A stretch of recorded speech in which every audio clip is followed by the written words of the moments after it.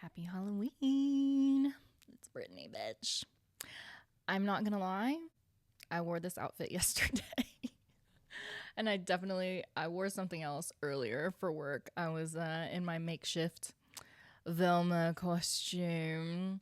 But I'm living for this Me Against the Music outfit. So I put it back on for this video specifically. And it's probably going to be, well, not probably, it's definitely going to be November by the time this episode drops. But anyway, I'm probably never going to wear this again. And also, I bought a new mic, and I hope y'all can't hear me swallowing my spit every 20 seconds with smacking my lips. Because I was smacking a lot in the last video or podcast episode. But anyway, I got off of work earlier today, and on the drive home, I was like, okay, I have all this time. I should definitely film another podcast episode. And I was thinking about what I wanted to talk about, and I want to talk about self-worth today. And also, I'm not going to lie, once I got home and I'm like getting ready for this episode, I started to have a little bit of anxiety about it because I'm going to be very vulnerable. And I'm pretty open anyway and very vulnerable. Well, just open in general. Like literally, I overshare my whole entire life. If y'all don't follow me on social media, I post everything on my stories and shit. So, no shame. But setting up for this episode, so many things are not necessarily like going wrong, but I tried to take this tie off yesterday, and it's a $3 tie that I bought from Shein, but it was stuck. So I kind of like had to pull a little bit, and it finally came off, and I was like, okay, so it came off, but no, it's broken. So like one side is still in the zipper and the other side is completely off of the track. So I'm like fidgeting with that. And then I'm setting up the ring light camera, not camera, but just the ring light tripod. And I had to grab another cube to plug it into the wall, and it knocks over. I'm like, no big deal. But then I look at my brand new phone that I just bought literally 2 days ago. I put a screen protector on it, but the screen protector is already cracked. I'm like, okay, whatever. I'll deal with that later. And I got the new mic and I'm setting it up, which is fine. I even bought a little adapter to plug the USB into the adapter into my phone. Now it's a C charger port. So got all that set up. I have my headphones from when I wanted to be a DJ 3 months ago, but it's literally still been sitting on my floor. And I still don't know if the actual headphones itself is not working, because when I plug it into the DJ controller, I cannot hear the music coming out of the headphones. And then I plugged it into the mic, and I can't hear anything through the headphones. So the mic is like built for gaming or whatever.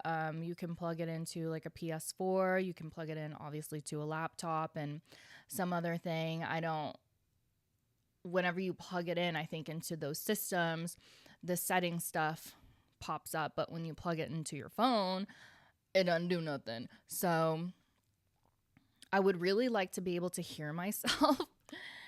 But that's fine. And then I don't know what else was going on, but it was like all of these different little things that I'm like, okay, let's fucking go. I need to record this podcast episode like now. And I did take a Vyvanse earlier today. So I was just like, wow, is this the power of medication? Because I feel like if I hadn't taken it, all of these little inconveniences would have overwhelmed me to where I was like, I would just procrastinate then, and I would just be like, you know what? I'll just do it another day. Let me binge watch 8 hours, 8 hours of TV, right? So slay on that. The whole ADHD thing, and I'll do another episode about that. I recently got diagnosed, and I didn't even know that I had ADHD. Looking back on it now, it definitely makes sense. I was always in honors classes in middle school and high school, but I remember once I got into high school, like it started to get difficult. And because I was in honors classes, the grades were always weighted. So I never really cared enough to push myself because I was like, oh, if I make an 80, then it'll actually be like a 85 or a 90 or whatever. So, and then especially once I started working, I did not give a shit about school. I was like, I'm making money, so I don't really care. There's a lot of cheating in classes, and definitely once I went to community college for a little bit, hated it. Biology, hated it. Science, hate it. Math, hate it. Not good at it. Don't understand it. There's no amount of you explaining to me what this is. I can read this fucking whatever word from biology class, and then there's 4 other words that sound just like it. Don't know the difference. Not interested. Will never know. Will never care. Will not retain this information. No matter how hard I tried, if I wasn't interested in it, it's just gonna go over my head. Yeah, ADHD completely makes sense. And ADHD is different between women and men, and then there's different types of ADHD and stuff like that. But anyway, we have it. And it was a hard pill to swallow whenever I got diagnosed because I thought that I was going to have to lie. And I think I mentioned this in the last episode. And it was also something that my ex-husband would put me down for, like the way that I would communicate and the way I would just kind of like spiel off and go on a tangent. Literally, like right now, I said I wanted to talk about self-worth, and now I'm pretty sure I just touched base on like 3 different things. But that's just how I am. And it never bothered me.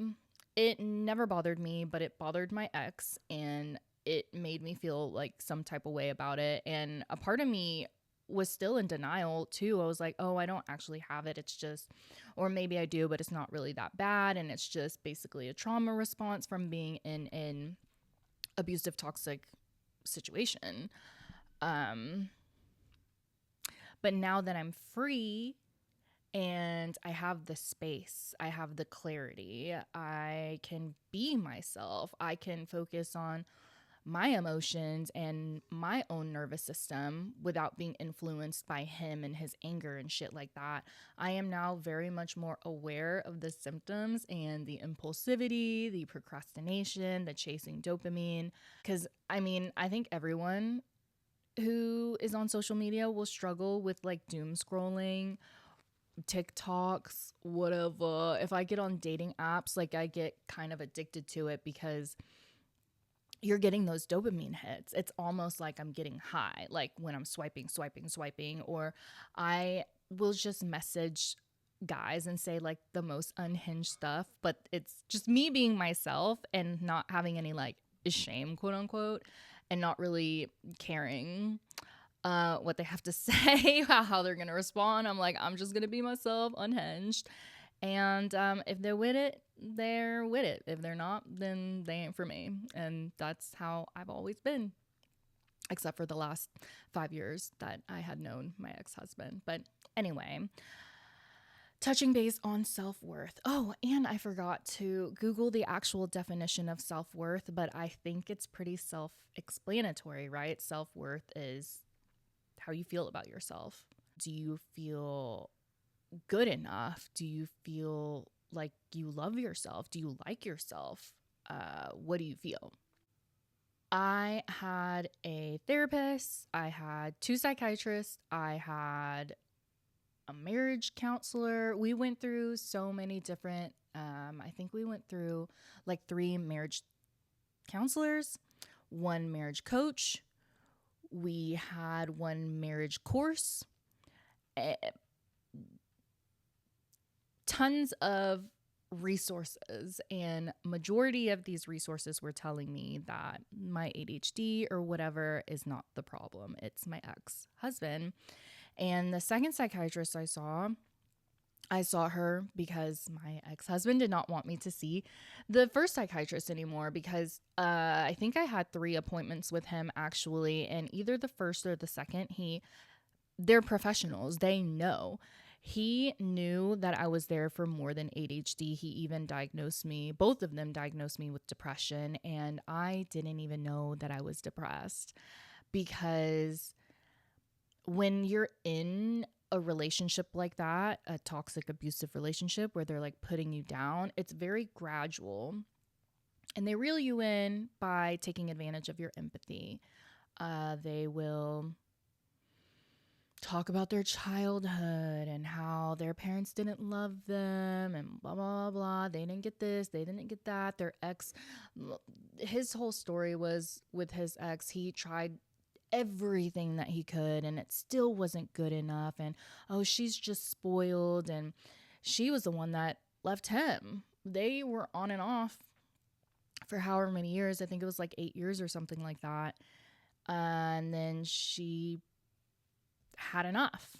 And that was his story, was like there nothing he did. He got her flowers, he did this, he did that. And it's just boo-hoo, woe is me. Like they're gonna sell you on that sob story to pull at your heartstrings. And people who don't have boundaries, people who don't have that much self-worth, people who are overly empathetic, they latch on to that because okay, so with me, I see this I was going to say old man because he's 10 years older than me, but if I think of him ever now, I just think of this like disgusting person.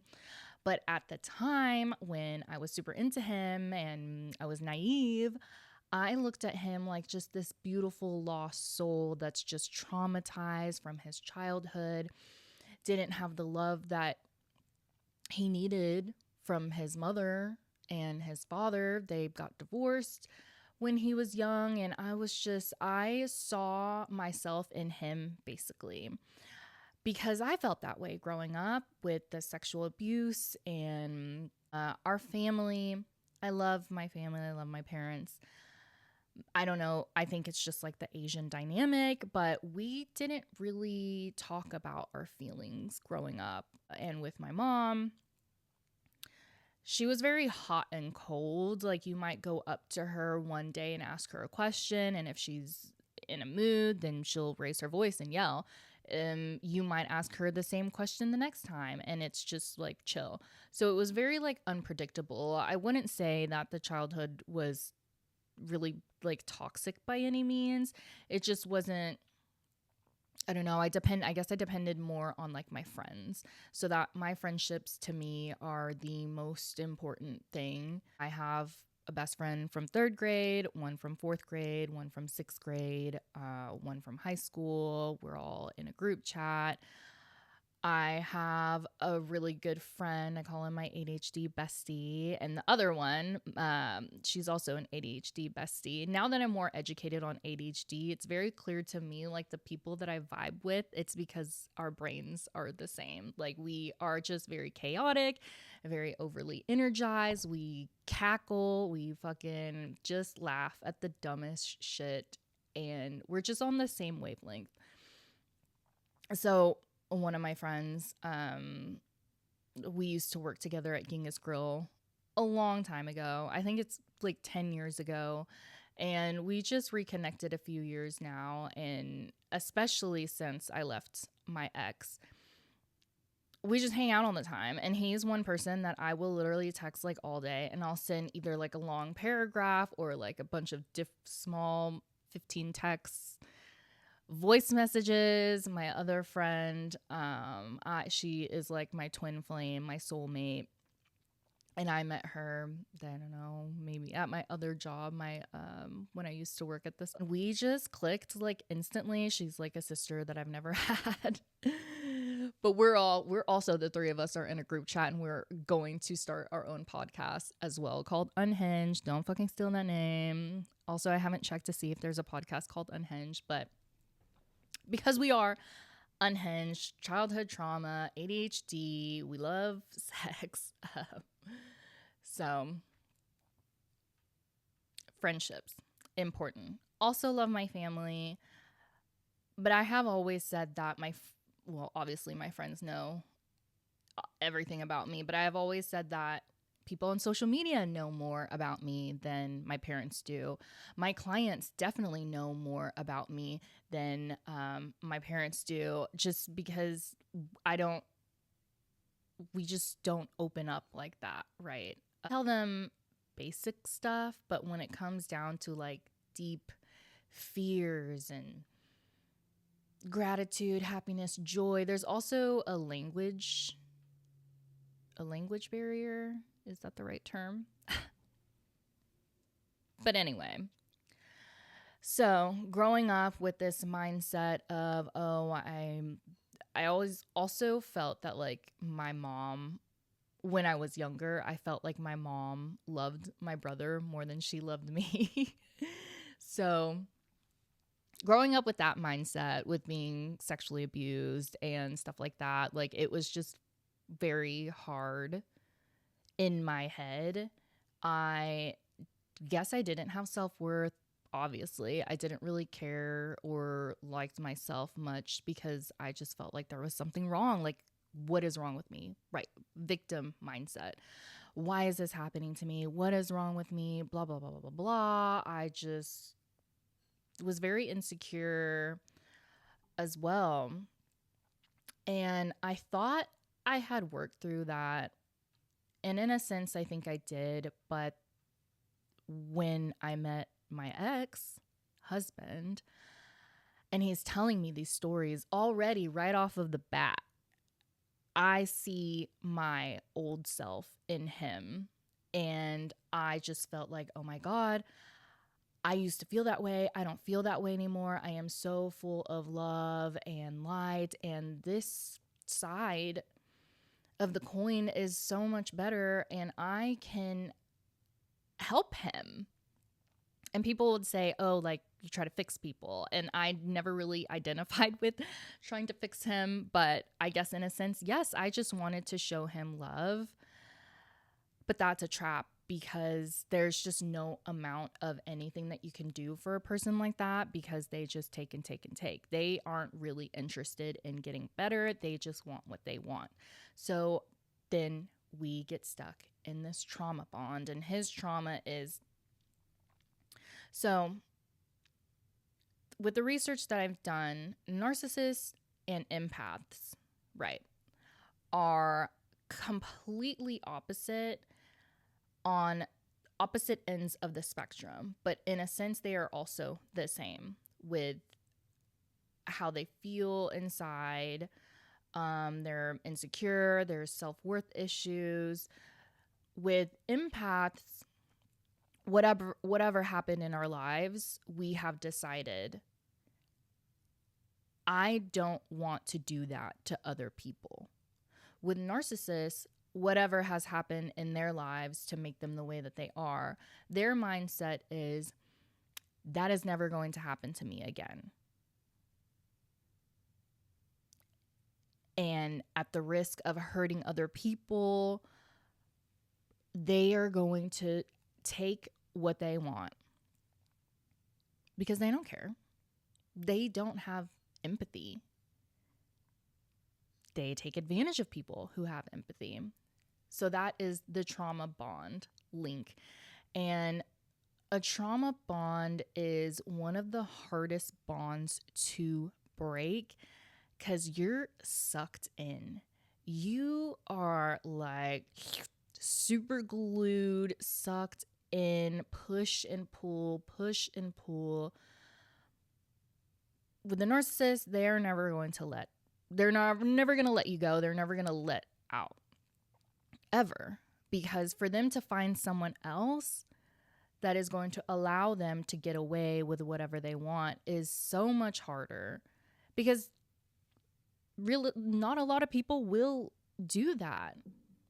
And I don't want to toot my own horn or anything, but like, I think I'm kind of attractive. And so for him to find someone on my level, let's just say that, is going to be hard. The only other women he can find that are going to let him get away with whatever he wants, he in his words, will not be seen in public with him. So he's not going to let this dime piece go, right?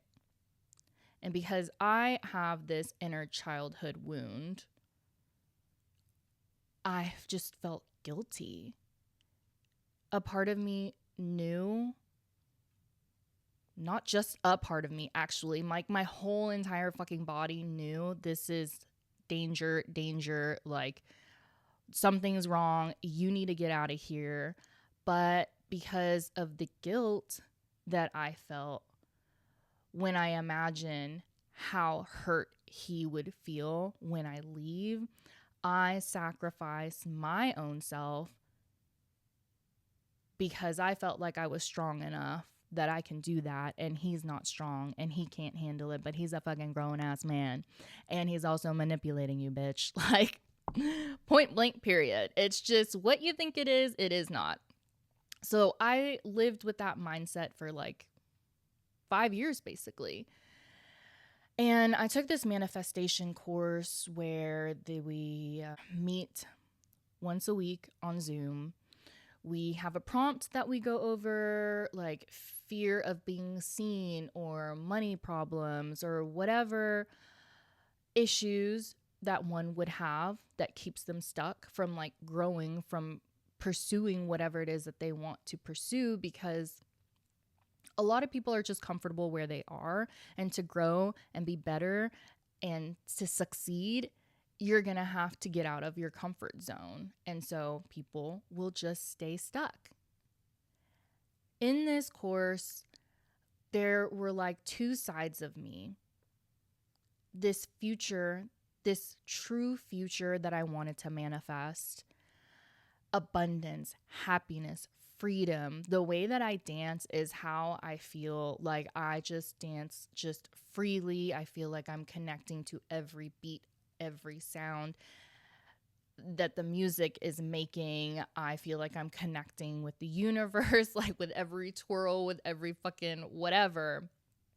Just complete freedom, complete happiness, complete bliss. How I felt before I met my ex-husband. And I know that for a fact because 2019, one of the best years of my life. And that was because I was independent. I didn't feel completely independent before then because I depended on my ex-boyfriend at the time that supported me. So building my clientele, now having my own apartment with a roommate, traveling, going on trips is the same as traveling, going to concerts, like just living, working, living life balance, and back to the gym. I cannot express just the immense joy I felt during that year until I met my ex-husband around that time in like summer. And because then we're kind of just like trauma bonded. But for the 2 years, we weren't together. We weren't in a relationship. So it was like not set in stone in my mind yet. I did try to break away. I mentioned that in my last episode, but obviously I couldn't break away until I did. I'm going to feel like I'm rambling on now. Okay, so yeah, our manifestation course. So that was one side of the coin of me imagining what my life would be like, what I wanted it to be like without him. And then there's this other side of the coin that I'm like, okay, well, I want to manifest everything that I want, and I want him to be on board as well. I want us to have this life. I want to be able to build my empire, whatever it is that I have in my mind of being an influencer or whatever. I wanted to do that for myself, for him, for the kids. He had kids. I imagine that life as well. But it was always going back and forth, teeter-tottering, because I knew deep down that path with him is not okay, because these things are happening and we're working on it. But It's not changing. It's not any different than it has been. Some things were different. He wasn't yelling anymore, right? But it still felt the same in my body. But by then I was already in too deep. I'm in this fog. There's just no amount of anything that anyone was telling me was sinking in. Anything that anyone was telling me, it would go through one ear and out the other, or I would acknowledge that, yes, that's happening, but it still didn't ever really make sense to me. It just didn't. I remember one of my clients, and she has known me for like 8 years, I think. She's known me when I was with my ex-boyfriend, and I remember the first time she said, "You're too good for him." I'm just like, what? Like, but I don't think I ever really thought about what she meant or what that meant in general when she said, "I'm too good for him." I think in that moment, what I thought or felt was like, I don't feel that way. Like, I don't feel like I'm better than anyone else. And I don't want to say that I am better than anyone else, but it makes sense to me now. And it took 3 years of being in this abusive relationship for me to realize what the fuck that meant. Like, I deserve better than this. It took us going back and forth, things escalating, me moving out, me moving back in, me attempting to leave a second time, because for the 3rd year in a row, I have to do a makeup birthday weekend for this grown-ass man who said he doesn't care about his birthday to get me to come back because I attempted to leave a second time. But then he's crying about how I tried to leave him, and now he feels like he can't trust me. And then we have a whole great original birthday weekend. But then a few days after that, he says, "Oh, well, it actually doesn't really count because you tried to leave me." And his way of being manipulative was using my guilt against me, because he knows how to play me. Holy shit. He knew me so well. And the thing is, I thought I knew him too. I thought I knew him like the back of my hand. I could diagnose that man. Like, his childhood issues, I'm just like, okay, mommy issues, this, you're this way because of that, you're this way because of this. And to an extent, a lot of that is true, but I really didn't know him at all. I only knew what he wanted me to know because I found out all of the shit that he had lied about after I had already left him. And the silliest thing was, I didn't ever think that he would lie to me because he told me, "You know, I never lie to you, right?" I remember there's this twice. He said he went to therapy for a while. Like, right when we met, he had just stopped seeing the therapist. I think maybe he had 1 or 2 sessions after that.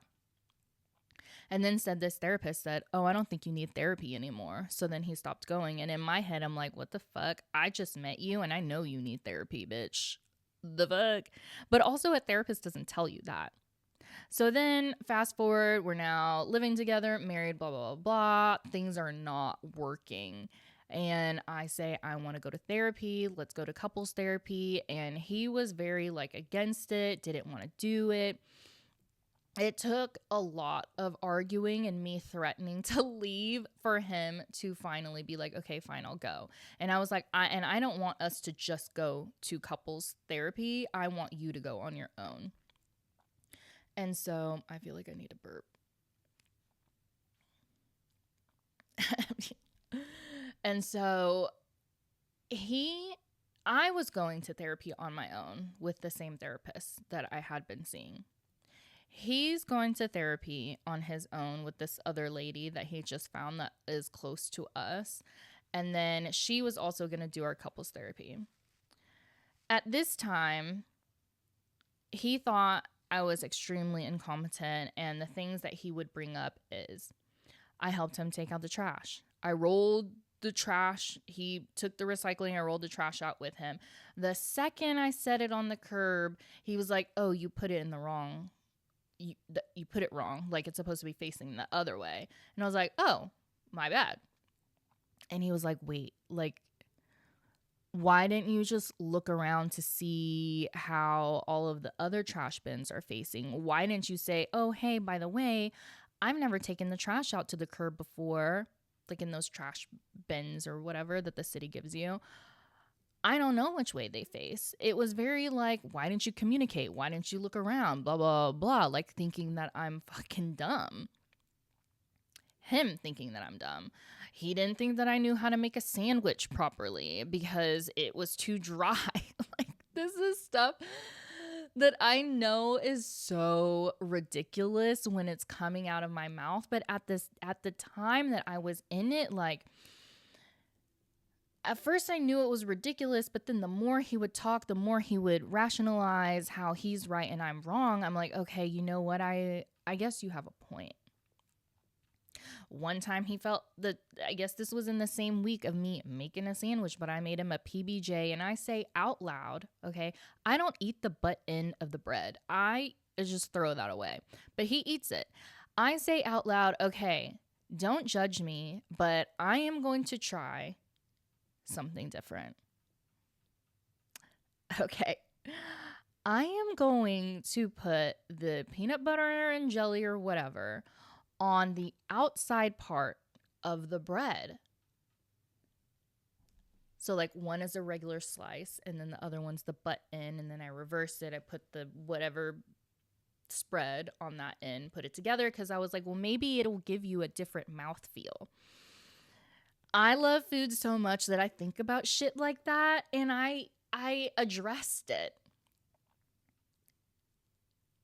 And he just thought that was the most stupidest thing, because now the bread's not going to absorb the spread.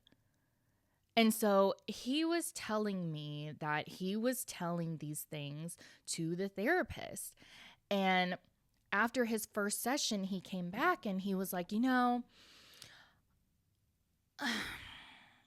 we can still go, but I don't want her to be biased towards me, because I can kind of tell that she is. Like, I'm telling her these examples and she's just making these sounds like, ooh, like writing her notes and just like looking shocked. And I remember I was like, how is that shocking? How is that dumb? I don't get it. But it was a lie.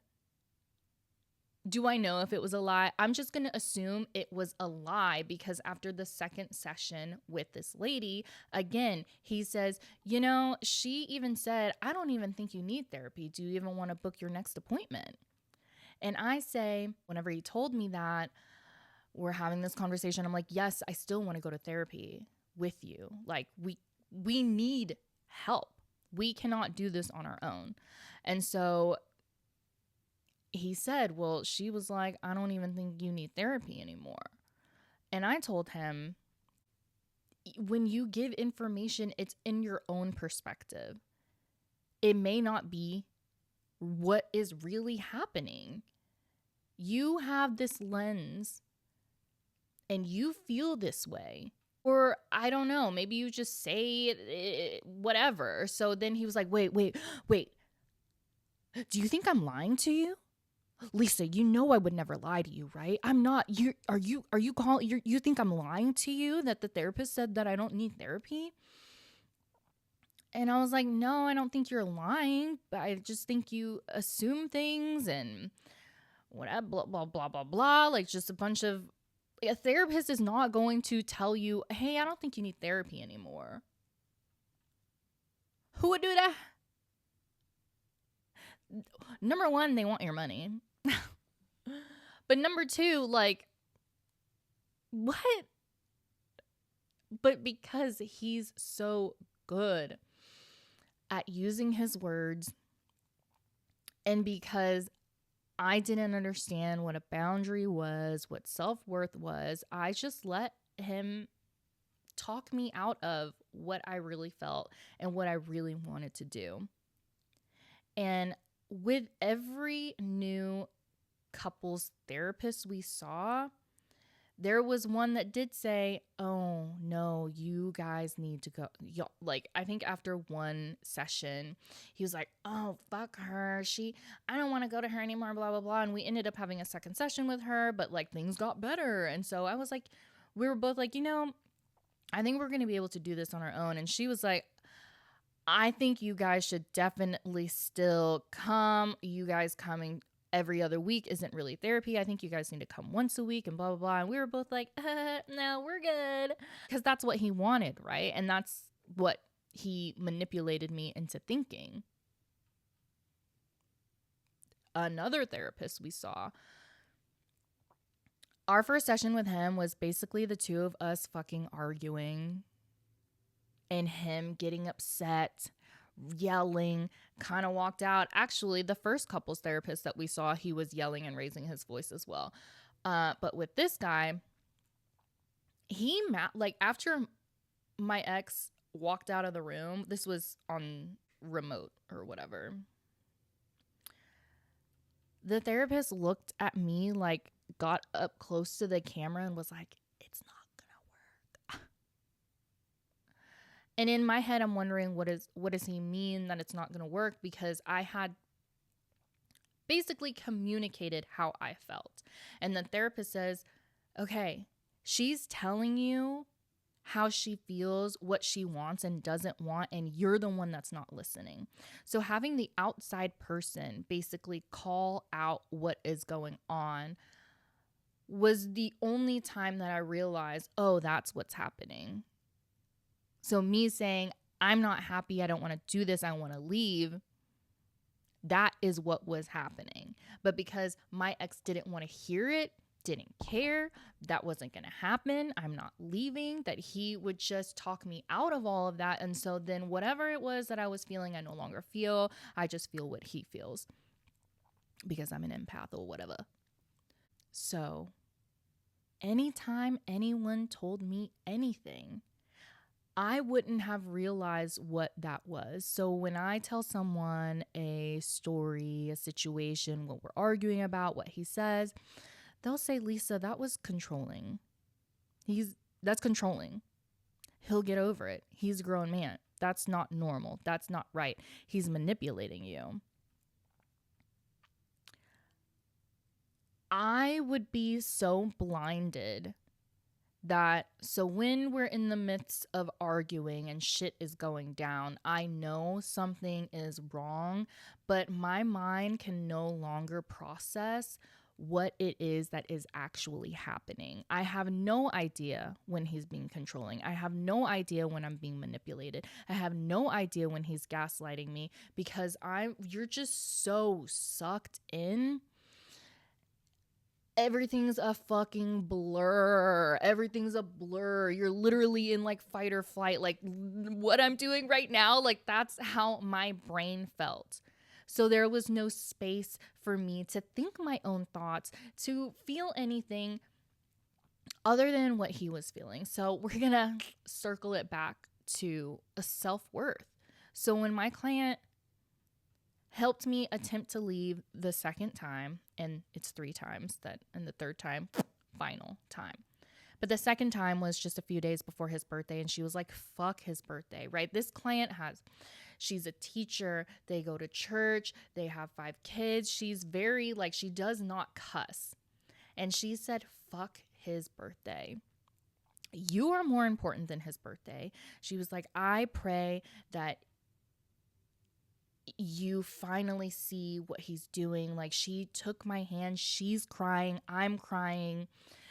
And she was like, you need to leave. Because I left the first time, and when I came back, things were great. And now, I'm explaining to her, well, he's changed, but he hasn't really changed because he said all of this, and now he's going back on this, and he did call me fat, and he did say this, and blah, blah, blah, blah. And she was like, oh. And she called me baby, which was the first time she's ever called me baby. Honestly, she's kind of like a mother figure to me / friend. She was like, baby, you need to leave. You he's abusing you. I hope I don't start crying. She starts crying and I start crying. And I'm crying because I know she's right. But I'm also crying because I couldn't leave him because I felt so bad. And I'm communicating that with her. I didn't think that I was going to cry in this episode, but okay. And I'm communicating that with her. She's asking me like, okay, well, what do you feel right now? Like, why do you feel like you can't leave? And I'm like, I don't want to hurt him. Isn't that so fucked up? Someone that is hurting you, intentionally hurting you, causing you pain, putting you down, coercing you into having sex, disrupting your peace, disrupting your life, hijacking your life and your brain and your nervous system and how you feel. They are actually putting you like in chemical brainwave danger. Someone that is hurting you. You don't want to leave them because you don't want to hurt them. Like, that is so fucked up. But that was where I was at. So the second attempt, she came with me. She was like, she was not going to leave it. She was not going to just let me go home to that man. Child. She was like, I will drive with you right now. Do you want me to drive? And I was like, no. She's like, okay, send me your address. Send me your address right now. Send me your address. I sent her my address. I called him. He was out at a pool party for his birthday weekend because he doesn't work. And she's calling me. So I clean up, get in the car, start driving. She calls me. She's like, okay, how are you feeling? Blah, blah. And I start crying. I'm like, I don't think I can do this. I can't do this. She was like, you can. You have to do this, is what she said. She was like, you have to choose yourself. You have to do this. You cannot stay with him.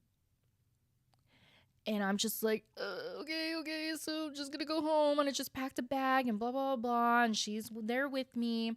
She's like, okay, where are you going? Text me her address. Call me when you get there, blah, blah, blah. And I already knew at this point I have to leave, but I wasn't ready to leave.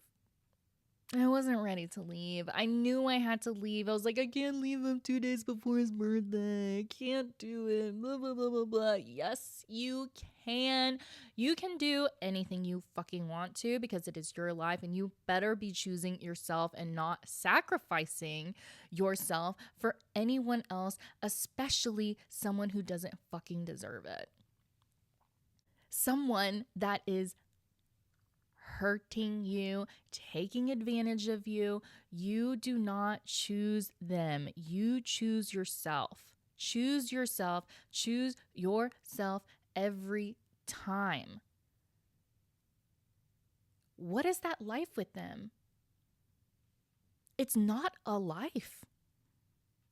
I don't want to use the word slave, but you were literally just someone there that they're using at their disposal.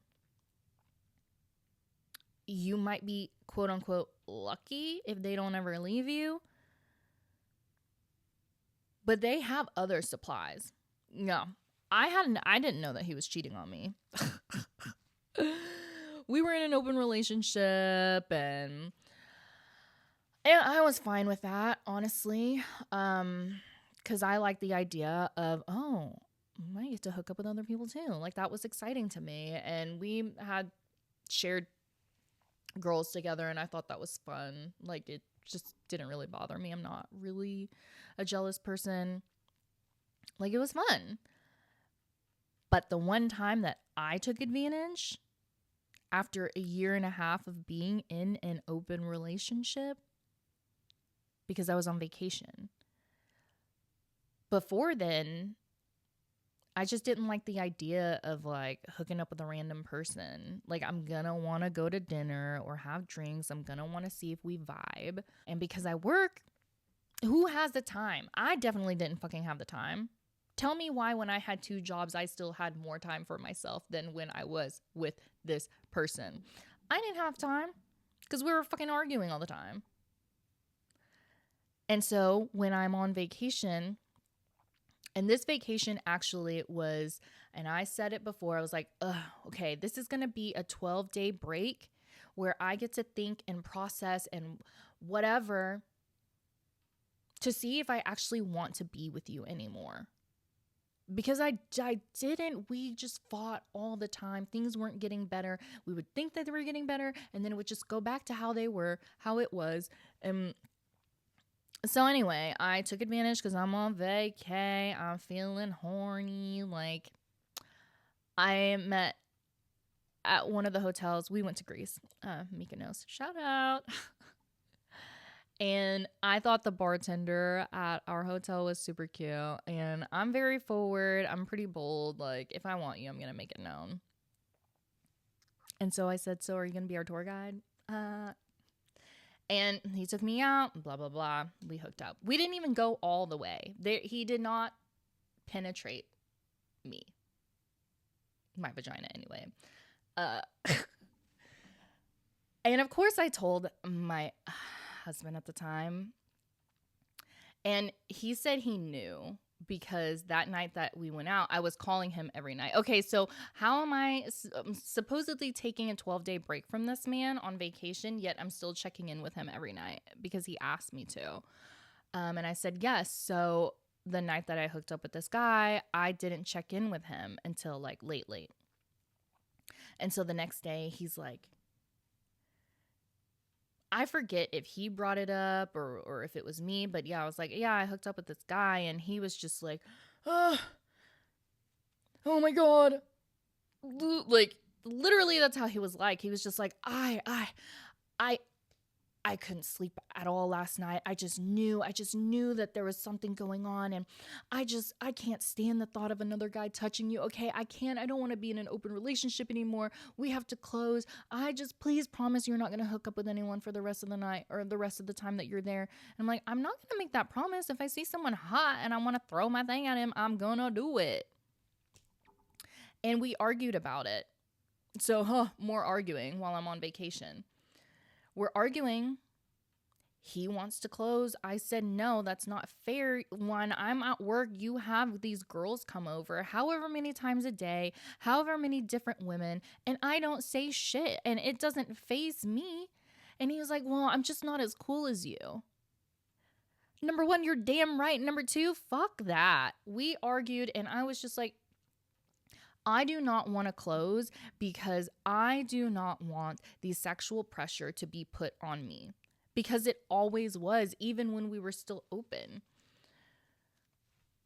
And he was like, okay, fine, it won't. I will sacrifice. I will be, what's the word, sexually frustrated, and it's okay. I can't stand the thought of another guy touching you. I think even when I came back from that vacation, we still argued that, but fine. Then it was decided that we're not going to be open anymore. And I was like, but I'm not happy about it. And then all these other times in the future after that, many times when he would try, and I would let him have it because I was like, I don't want to fucking argue. And honestly, I don't give a shit if he's fucking other women. Like, I really don't.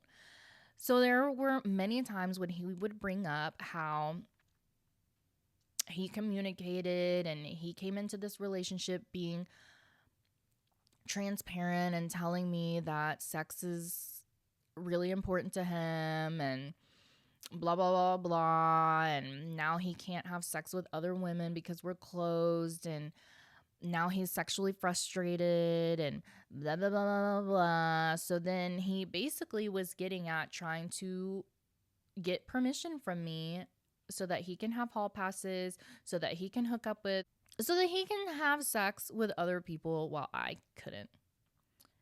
And that came up a lot, and we argued about it a lot, and I always let him win. I always caved. And honestly, when I didn't, I'm sure he was fucking around anyway. So I find out that he was cheating on me after I had already left. And honestly, at that point, I'm just like, of course he was. Of course. Like, it was just laughable to me that I just believed this man.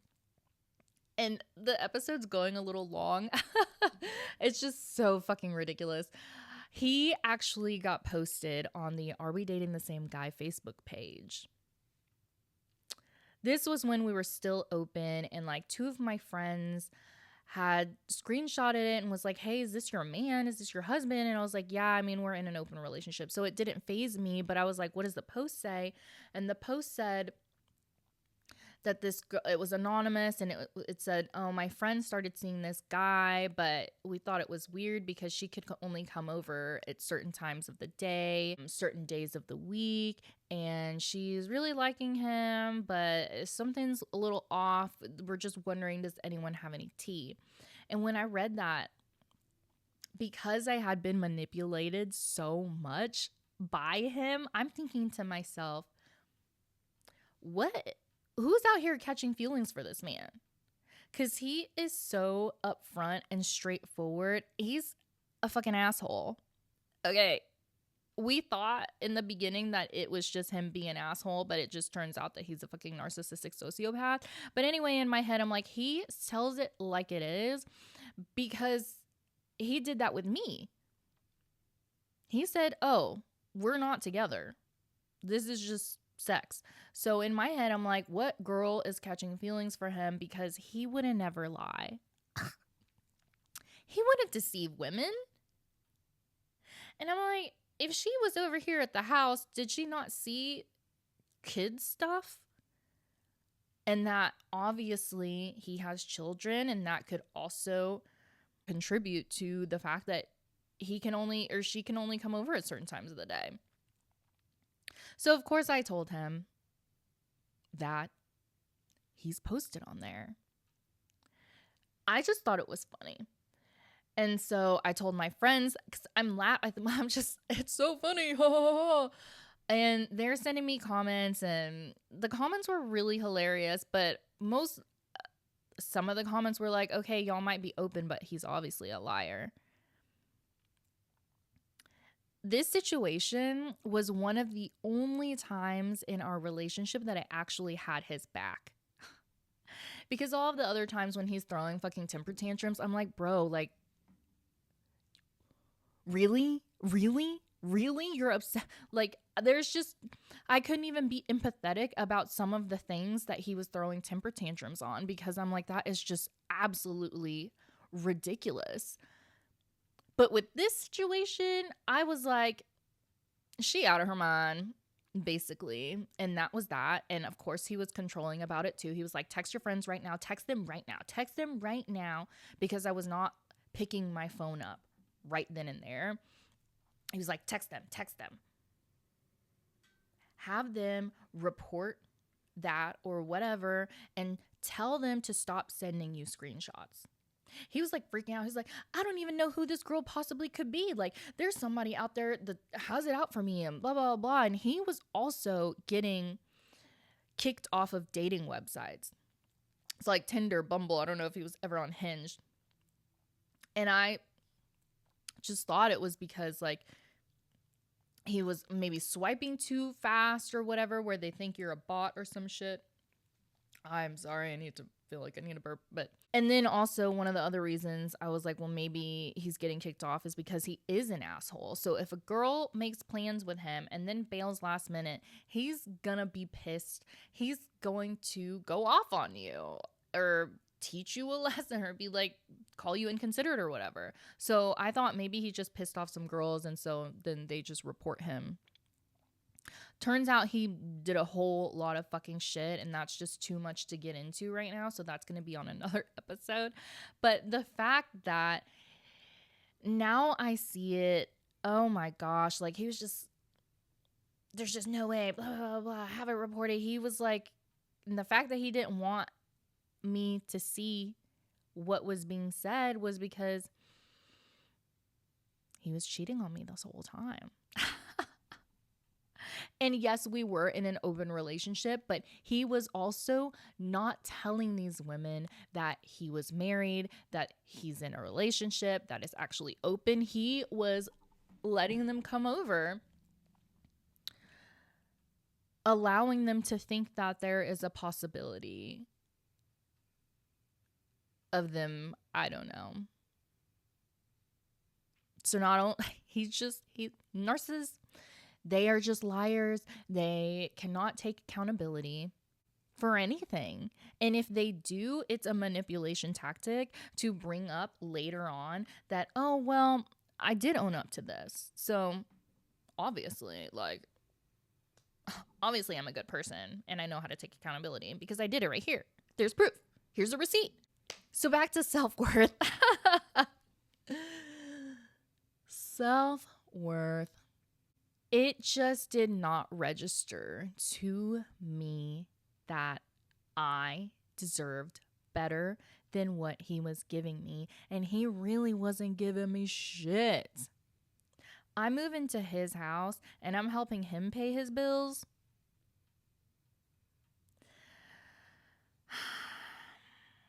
That was a tricky thing for me because my ex-boyfriend paid for everything, and this guy that I used to have a fling with before that, he paid for everything, because they have jobs and they make good money. Not that it was expected. I felt like I kind of battled with myself. I'm like, okay, well, I believe in fairness and I don't need anyone to take care of me, was the mindset that I had. But I remember he wanted me to help him pay for half. And I was like, what? This is your house. You have 2 kids. You got me fucked up if you think that I'm going to pay half. I thought I was expecting to just pay utilities or some shit. But of course, that had to be a whole argument negotiation, which he put on me later on to gaslight or manipulate or whatever and be like, we can't even have a communicate. We can't even talk about things without you turning it into an argument. Insane. The only thing really he did for me was marrying me so that I can have free health insurance because he's 100% disabled, so we had TRICARE. And that was some good ass insurance. I had a ton of MRIs, appointments with specialists. All I ever had to pay for was a copay. And I missed that. But that was it. That was literally it. Other than I don't want to say putting me through all of this, but other than setting me up for me to learn what I needed to learn, and now I'm a stronger and better person for it. Aside from that, the learning experience and him providing health insurance, also marrying him, I got added on to his car insurance, which went from $250 a month to $50 a month. Those 2 things, insurance and the fact that I didn't have to pay what I was paying for my own apartment and shit like that. Instead, I'm moving in with him and I pay for more, less than half of that. That was him taking care of me. And honestly, it's just laughable now. Okay, so self-worth. Before you go into a relationship, I suggest that you write down whatever it is about yourself, how you feel about yourself. Be conscious. And this is the thing, is I feel like a lot of people live subconsciously. We live how we were programmed to by our parents, by our friends, by our environments, to think a certain way, to feel a certain way, to feel like, oh, life is hard. I have to work really hard to be successful. Oh, I'm broke. Oh, I don't have money. This just negative mindset, or talking shit about other people, talking shit about yourself. Start being conscious of what you're thinking and write it down. And if it's negative, write down something positive to shift your mindset about that. Write down proof to prove that you are wrong about that negative thought that you may have about life or yourself or whatever. Start loving yourself, feeling good about yourself. Whatever happened in your life that made you feel some type of way, like a victim or like you're not good enough, it's not true. It's not true. If you would never say those things to your friends, you should not say those things to yourself. You are amazing. You are wonderful. You're fucking doing it. I mean, unless you're a piece of shit abuser, then I take that back. But whatever negative self-talk you have about yourself, turn it around and start being conscious. When the thought comes up, you say, oh shit, I just had that thought. Let me write that down. Let me switch it up because it's not true. Have compassion for yourself. Don't be so hard on yourself. Forgive yourself for whatever it may have been. Let that shit go. Move on. Be happy. Choose to be happy. Choose to love yourself, because when you don't think that you deserve the best. When you absolutely fucking do deserve the best. You end up in so-so relationships. They might not be abusive. They might be more abusive than my relationship.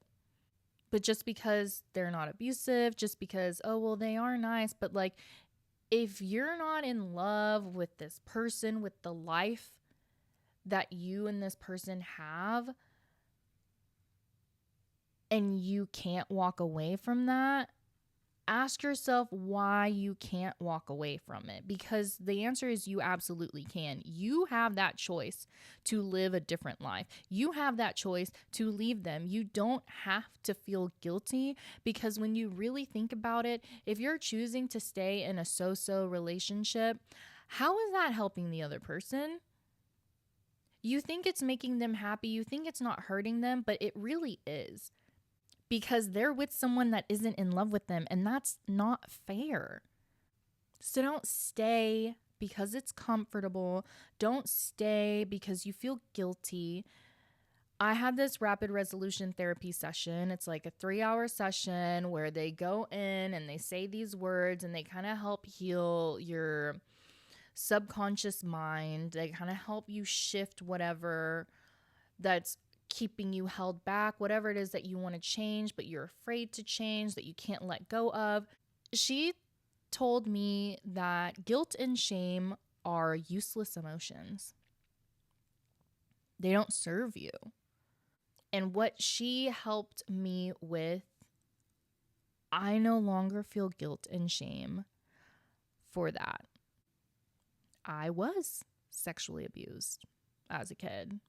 Multiple times. There was one time that I knew I didn't like it. Like, luckily nothing happened because a door opened so that he couldn't get away with anything. And so then he just stopped. Thank fucking God. But I remember crying, and I think I was in like elementary school. And then there was another time where I liked it. And that fucked with me for a long time. Because I was like, the fact that I enjoyed it, I struggled with that. And because I enjoyed it, and because I was exposed to this at an early age, as a kid, I introduced this to other kids. And that was something that I felt the most shame and guilt about for the rest of my life. up until I had that rapid resolution therapy, which was, I don't know, maybe like 2 years ago, a year ago, 2 years ago or something like that. And she helped me put it into perspective. I told her, I was like, I feel like a predator. And she was like, how old were you? I was like, honestly, I think like 7, 8. Okay, how old were the other kids? Around the same age, a couple years, either the same, a little bit older, a little bit younger. And she was like, now picture your stepkid or a kid, whatever. Would you think that they're a predator? And she was like, kids are curious. And whether they've been molested or introduced to sex or whatever, sexually abused, they are still going to be curious. And some kids do explore, whether they've been sexually abused or not. And she helped. It was like instant, clear. I don't feel guilty anymore. But that was something that made me feel like a piece of fucking shit for 30 years. 30 years. From whatever age that happened to, 29, 30. Like, if I thought about it, I didn't like the thought when it would come up, and I would feel bad. I would feel like a piece of shit. But she helped me clear it. And that definitely contributed to self-worth. So because I thought that I processed like the sexual abuse being done to me, I didn't, because when that thought would come up about being abused, like I didn't really have an emotion about it anymore. But when the thought of me with the other kids came up, I did have thoughts about it, and an emotion did come up. But then she helped me clear it, and whenever it does come up, it's just something that happened. So that is also something to help shift your mindset, is just taking the emotion out of it. Like, I'm not saying don't have feelings. I'm just saying when you have an emotion, feel whatever it is you need to feel. Feel it. But don't live there. Don't stay stuck there. It is what it is. It happened. It didn't happen to you. It is just something that happened. And it's in the past. It's kind of like a past life, honestly, because you yourself are so much different than who you were there. You are completely a different person now. So if you're a different person, you're living a different life, don't let that past affect you today. Let it go. Live, learn, let go. Tattoo on my calf. With a baby elephant holding onto a balloon. There was a lot that I did learn in a relationship like this. I learned that I do not like confrontation, and I think that stems from growing up the way that I did with our parents, with my mom specifically. You do not talk back. If you talk back, you are being disrespectful. You're going to get hit. You don't argue. It is what it is. You listen, you do what you're told. So for me, whenever my ex-husband had first started being confrontational, I shut down. I did not talk back. I did not argue. I would just be like, okay, I gotta go. And then think about it and be like, oh, actually. But as the times went on, I did argue. I did fight back. Because I realized, oh, I don't have to be afraid of confrontation. It doesn't have to be toxic as fuck like that, but you don't have to be afraid of confrontation or afraid of arguing, because generally when you're have a disagreement with something, you're disagreeing and you're communicating to get to a solution, to get to an agreement. So you shouldn't be afraid of that, and you shouldn't avoid that. And that, avoidant as fuck, me. I also learned the guilt and shame, the guilt of hurting him, even though he was hurting me. And that is the definition of fucking self-worth. You think it's okay to stay in a relationship where someone is deliberately taking advantage of you and hurting you and causing you pain, where you have panic attacks, where you are not even the same person that you were. And other people recognize that. People that I worked with tell me I'm not the same. I'm not the same bubbly person. I'm not laughing. And I thought that it was just because I got into listening to podcasts. So whenever I would go to the break room, my client is processing or whatever, I would just listen to a podcast and I wouldn't really talk to anybody. So partly because of that, but also because I started to become a shell of a person, because I think there was this part of me that didn't want people to know that I'm a fraud. And what I mean by that is that I'm living this life that I don't really want to live. And I've been known for many years to be that fucking bitch, where I'm just unapologetically myself, just vibrant, just full of light, full of love. And now I'm just shriveled up and broken, and it was like I kind of removed myself from the spotlight because I didn't want people to know, but they knew. Hello? People have eyes. People who are with you every day notice the change in you. So my friends, my clients, my coworkers, everyone in my life knew. My family, not necessarily my parents, but like my cousins and stuff. Yeah, I'm not super open with them, or maybe I wasn't at the time, but they were aware that it was like I had a different personality. And they said that they didn't want to say anything because that's my husband. And they thought that I was happy, or, well, they didn't think that I was happy, but they didn't want to do or say anything. But they noticed that I was no longer happy. Like I said, it was like I had a completely different personality. I even identified as an introvert. I feel like I'm an introvert in a sense where I like to recharge by myself. I love being by myself.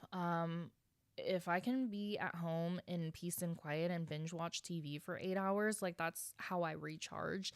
But at the same time, I love to go out and dance. And I am pretty bold. And I lost that for a long time, because now when I hear people say, oh, you're bold, oh, you're straightforward, like I'm like, oh, I guess I am. You're right. But you forget that, because when you're in a toxic relationship or a toxic environment, you are not yourself. You are who you need to be to protect yourself. And that's not a way to live. That is not a way to live. You are not living. You are just surviving. And that's what that is. I was just trying to survive. I was just trying to be what I needed to be so that he didn't yell, so that we didn't have to fucking argue for 7 hours, for 3 days in a row, just to come to a solution. And then 2 days later for him to bring it back up.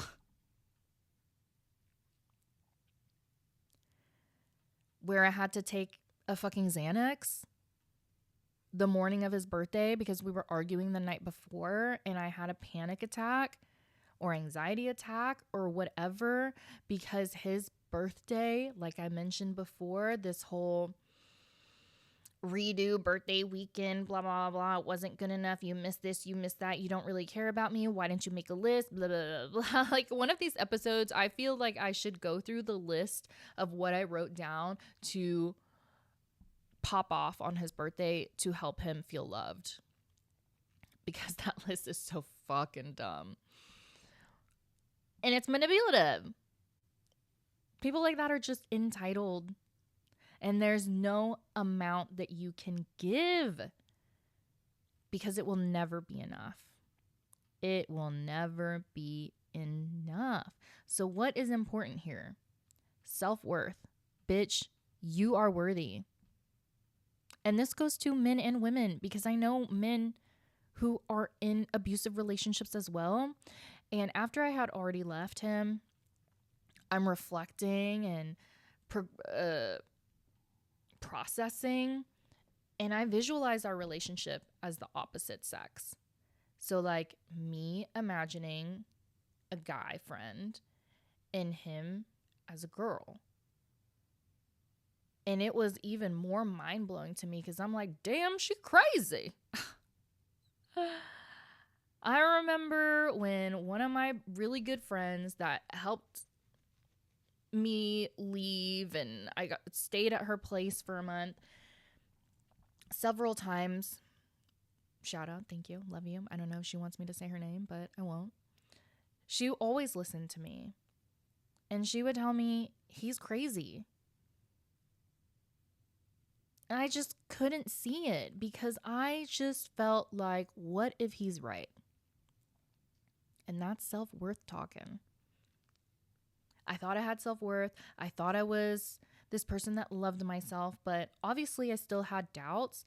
And when you still have doubts, you can very well end up in a relationship like this, where they make your doubts a fucking reality. I remember having a meltdown in one of my sessions with my therapist because I'm telling her it feels like I'm stuck. I feel like I cannot leave him. Physically, emotionally, mentally, I feel like I'm stuck because I would say he won't let me go. He won't let me go. They don't have to let you go.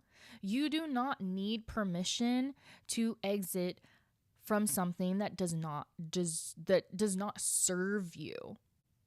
And that was one thing that one of my psychiatrists told me was, you approval seek.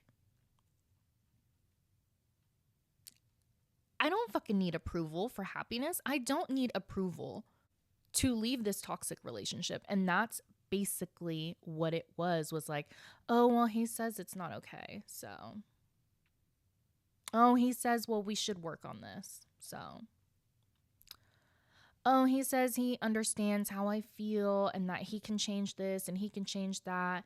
And that's all great. And then I'm like, okay. But then the next day he'll be like, oh, well, actually, you need to change this and you need to change that too.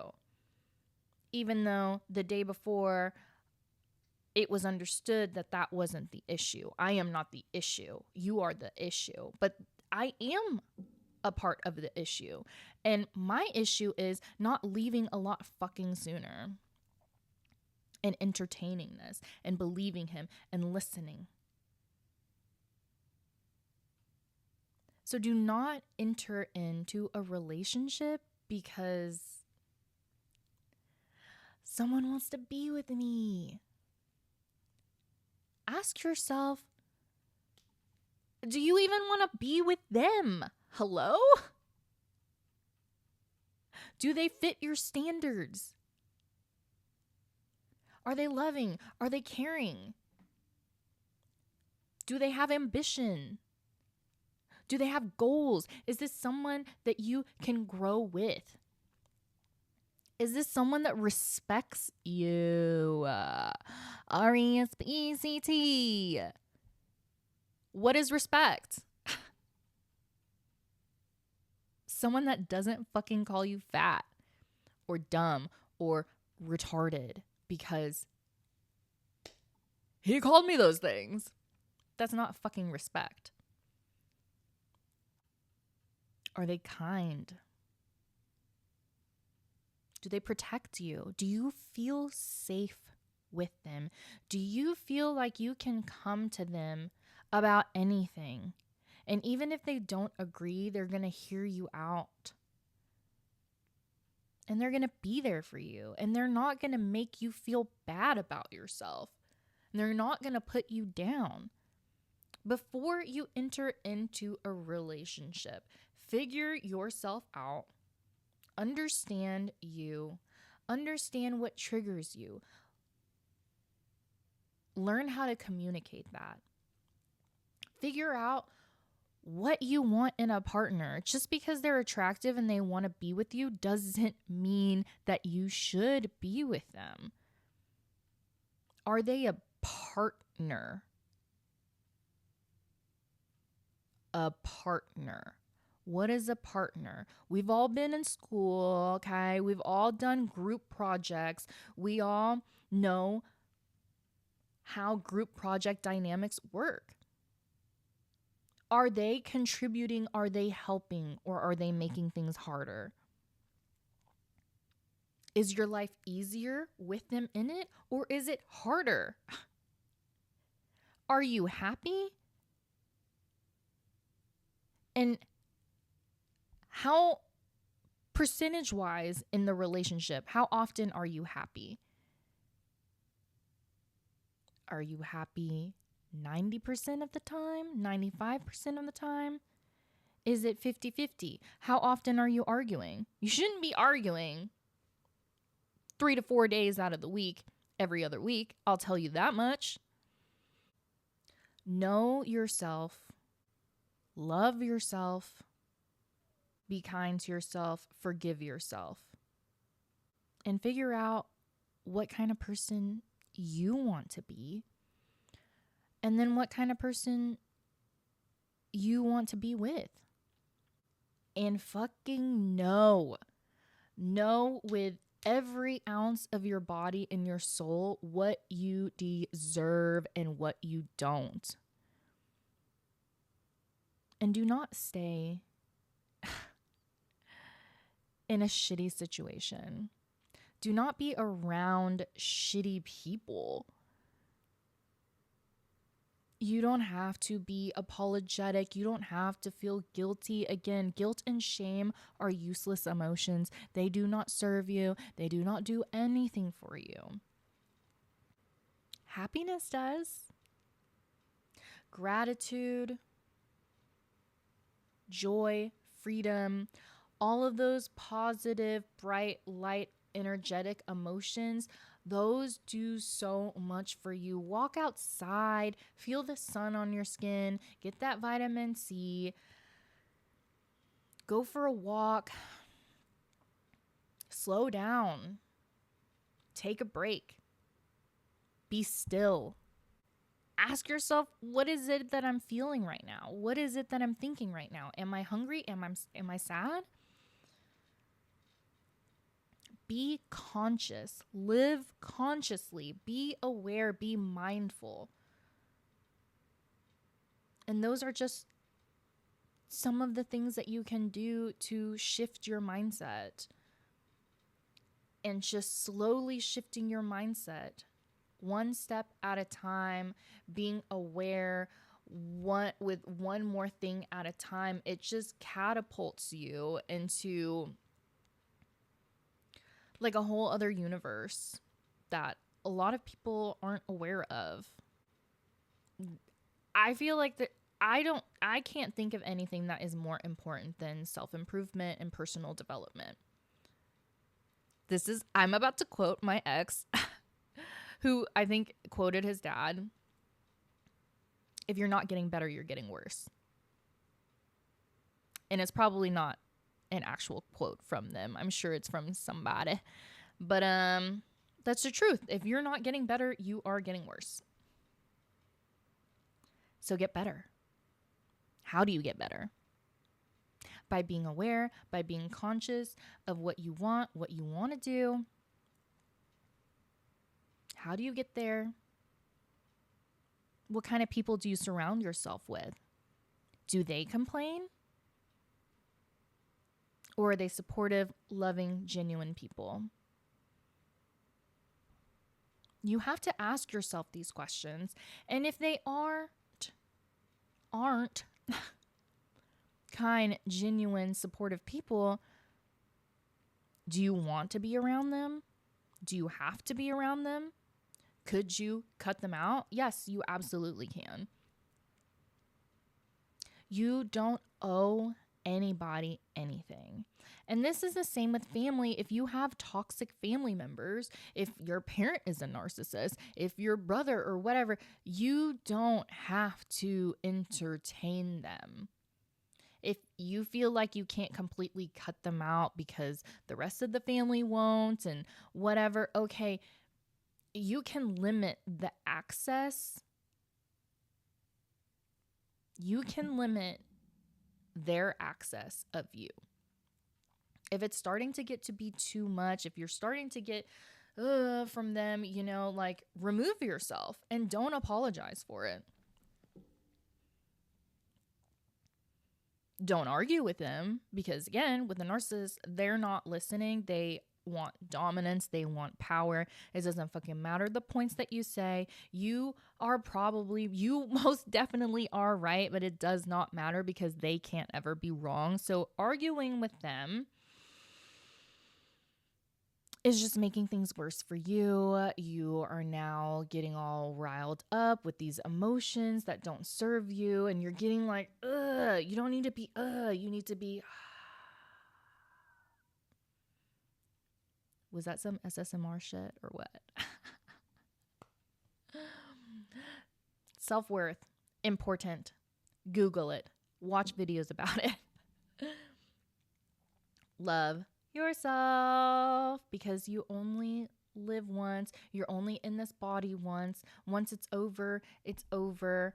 I don't know if we go into another body, but if we do, chances of us remembering this life is slim.